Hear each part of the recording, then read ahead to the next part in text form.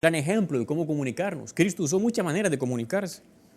Por ejemplo, a veces con sus silencios, con su recogimiento, predicando en muchos sitios y lenguajes posibles.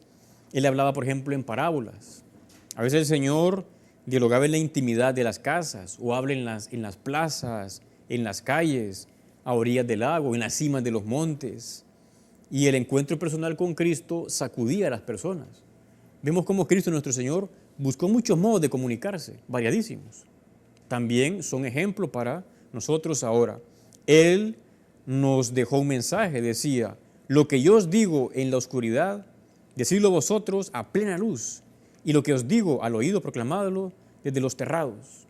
O sea, Cristo invitándonos a proclamar también lo que Él nos ha ido diciendo. Y de hecho podemos, como en el Padre Nuestro, quizá usted recuerde esa escena, cuando los apóstoles, al ver cómo los discípulos de Juan Bautista rezaban, los apóstoles le dicen a Jesús, Señor, enséñanos a orar. Y el Señor dijo, cuando oréis, habéis de decir, Padre nuestro que estás en el cielo, santificado. Es oración del Padre Nuestro que todos conocemos. Pero también ahora le podemos decir, Señor, enséñanos a comunicarnos. Señor, enséñame a mí a comunicar las cosas buenas que tengo a otras personas. Y la Iglesia Católica, dice el Papa, ve como algo providencial estos medios de comunicación actuales.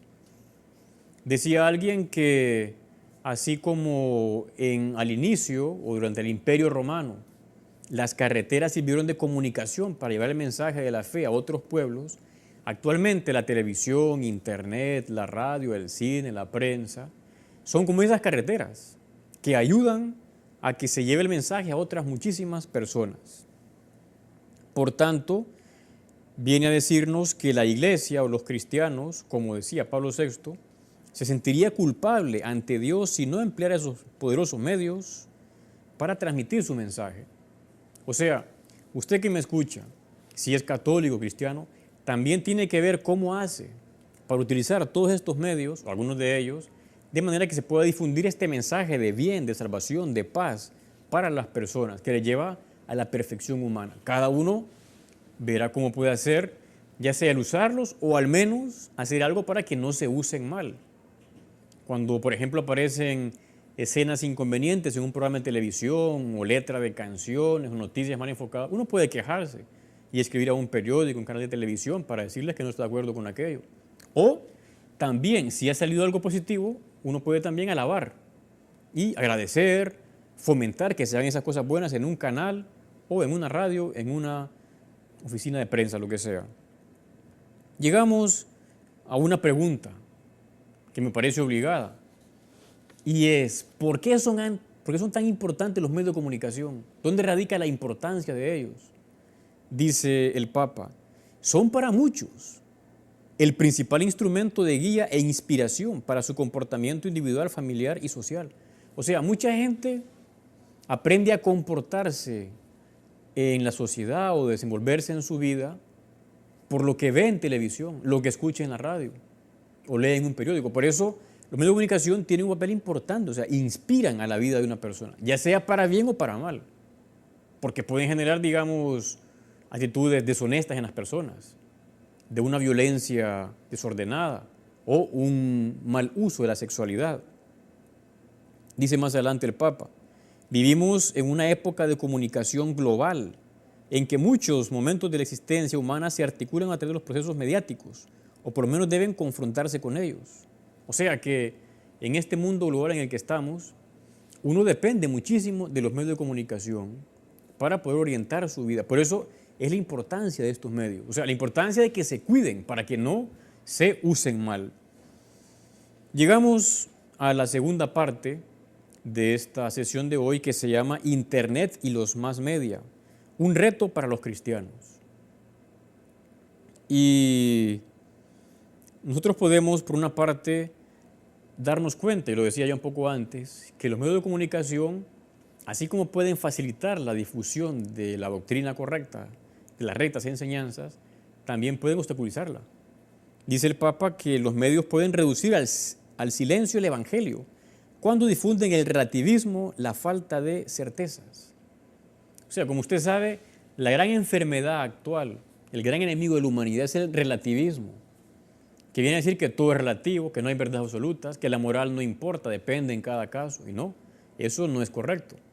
Los medios de comunicación pueden poner barreras a la difusión de la verdad cuando dejan o difunden el relativismo y presentan, ya sea a veces en telenovelas o de películas o en modo de enfocar las noticias, una imagen relativista de la vida humana.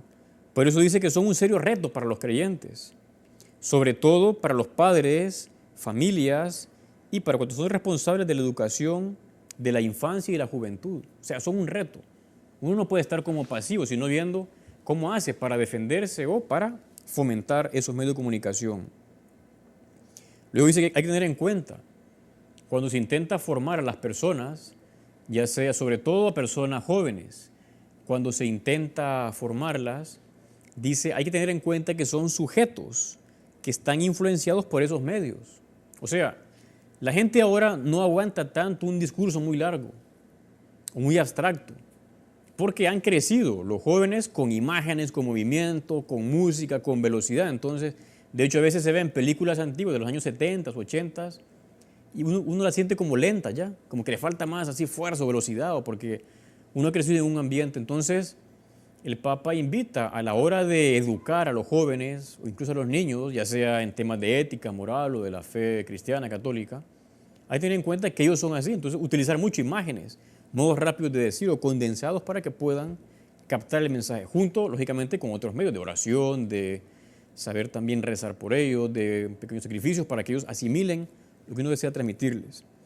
Pero acá aparece un elemento muy importante y que me llamó mucho la atención, que es el tema de Internet. Dice el Papa, Internet no solo proporciona recursos para una mayor información, sino que también habitúa a las personas a una comunicación interactiva. Es muy interesante que en un documento de la Santa Sede, de un Papa, aparezca la palabra Internet de manera positiva. Porque dice que Internet, junto con otros medios, puede crear también nuevas oportunidades. Y dice acá, a usar mayores recursos para una mayor información y también para una comunicación interactiva. Dice, muchos cristianos ya están usando este nuevo instrumento de modo creativo y explorando las potencialidades para la evangelización, para la educación, para la comunicación interna, para la administración y el gobierno. O sea, mucha gente, muchos cristianos usan Internet para bien.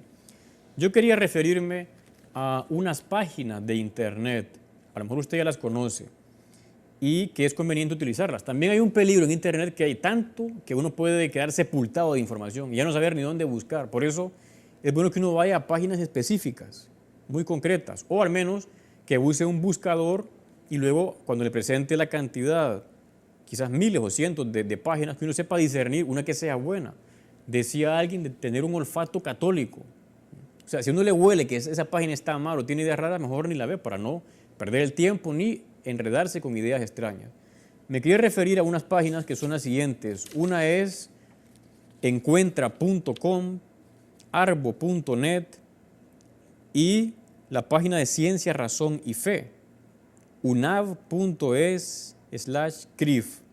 En Encuentra vienen muchos textos sobre la Biblia, sobre la moral, sobre la ética, sobre la familia, sobre todo dirigido para jóvenes.